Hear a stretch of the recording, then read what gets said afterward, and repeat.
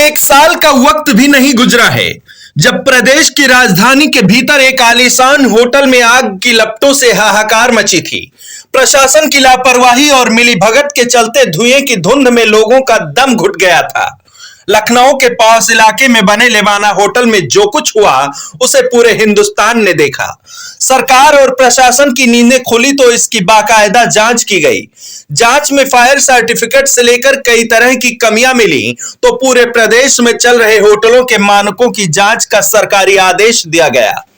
इस बीच कुछ दिनों की पाबंदियां तो जरूर लगीं, लेकिन जल्दी ही रसूख के आवरण में सरकारी आदेश सिमट कर रह गए और मानकों के विपरीत धड़ल्ले से चल रहे होटल या गेस्ट हाउस का कारोबार पनपता रहा। सरकार का आदेश जमीन पर सही सही उतर जाता अगर सरकारी बाबुओं की सजगता तेज होती।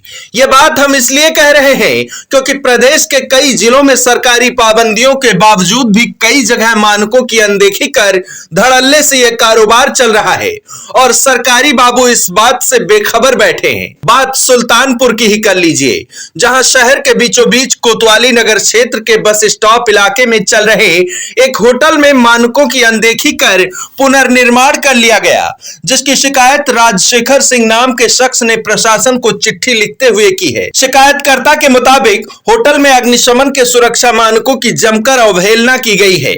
साथ ही होटल संचालक और जिम्मेदार अधिकारियों की मिलीभगत से किसी बड़े हादसे को दावत भी दी जा रही है। शिकायतकर्ता के मुताबिक प्रशासन की तरफ से नक्शा स्वीकृति प्रदान भी नहीं की गई, होटल को फायर सर्टिफिकेट भी नहीं दिया गया।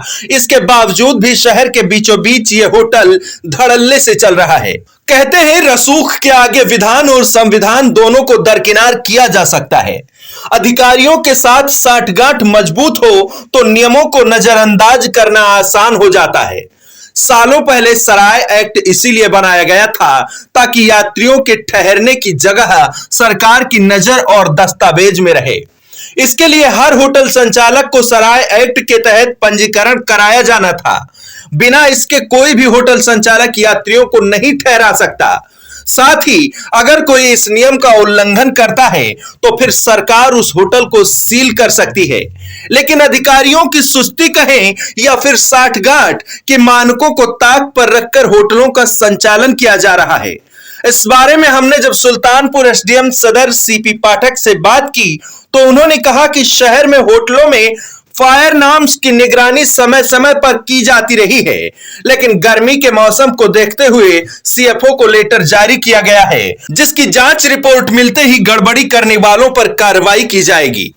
के सख्त आदेश हैं कि होटल्स जितने भी सरायज हैं या पंजीकृत जो आपके मॉल्स हैं उनमें रैंडम चेकिंग की जाए। क्या कार्रवाई की जा रही है सुल्तानपुर प्रशासन के द्वारा? देखिए, ऐसे होटल्स के जो फायर नॉर्म्स पे रजिस्ट्रेशन आदि के संबंध में बीच बीच में चेकिंग की जाती है। और अब चूँकि इस गर्मी के समय आज के इसमें भी मैंने एक लेटर बनाया सीएफओ के लिए भेजा हुआ है कि जांच कर लें जो सारे होटल्स में जो फायर नॉर्म्स पे नहीं है उनकी एक रिपोर्ट आ जाए, उनको नोटिस जारी करेंगे। और रही बात जहाँ तक अभी आप रजिस्ट्रेशन की बात कर रहे हैं तो हमको उसे देखना पड़ेगा सराय नियम में कितने पंजीकृत है कितने, उसकी भी एक सूचना हम मंगवा रहे हैं। और अगर फायर नॉर्म्स पे सही नहीं पाए जाएंगे या अगर ये रजिस्ट्रेशन इनका नहीं होगा तो इन लोगों के खिलाफ जो भी नियम था उनके खिलाफ कार्रवाई की जाएगी। सर, एक शिकायतकर्ता ने आरोप लगाया है कि सराय अधिनियम के तहत रजिस्ट्रेशन न होने के बावजूद भी एक सुल्तानपुर थाना कोतवाली नगर क्षेत्र के बस अड्डा स्थित राज होटल पे एक होटल संचालित हो रहा है जो कि सराय एक्ट के तहत नहीं है। उस पर क्या कैसे कुछ ये राज होटल के संबंध में एक शिकायती प्रार्थना पत्र मेरे पास भी प्राप्त हुआ है। वो कुछ रेगुलेटेड एरिया के प्रोविजंस के हिसाब से नहीं बने होने के संबंध में है। उस संबंध में मैंने जो रेगुलेटेड एरिया के जेई हैं उनको हमने जांच दिया हुआ है, उसकी जांच आ जाती है तो उनके खिलाफ अगर उसके हिसाब से नहीं पाए जाएंगे तो उनके खिलाफ भी कार्रवाई की जाएगी। नजूल लैंड्स पे सर जो कंस्ट्रक्शन हो रहे हैं उस पर क्या कहना होगा होटल्स को लेकर?